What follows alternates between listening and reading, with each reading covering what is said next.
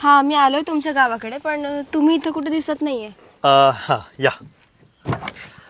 कसा झाला तुमचा प्रवास?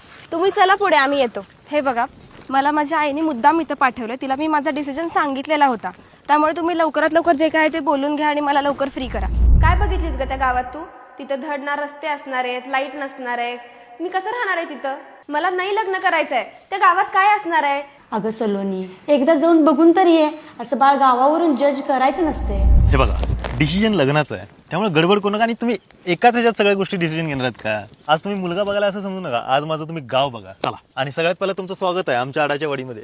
हे बघा, हे आमचे गावचे रस्ते आहेत. एवढे चकचकीत रस्ते तर शहरात पण नाही आहेत, आणि ते पण डांबरी नसून सिमेंटचे. आणि हे रस्ते फक्त गावापुरतं मर्यादित नाही आहेत. हे रस्ते आम्ही शेतमळ्यापर्यंत नेलेत, कारण का आमचा बळीराजा त्याचा माल नेताना त्याची गाडी चिखलात अडकू नये म्हणून. आमचा शेतकरी ना राणा सुद्धा गाडीने जातो. ही माझी शाळा.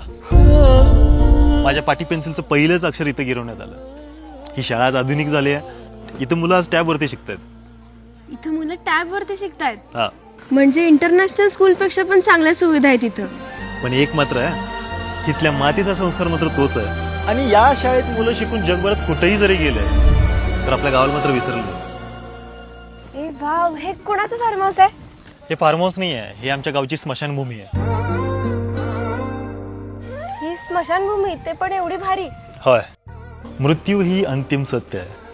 मग ती भीतीदायी काय असावी?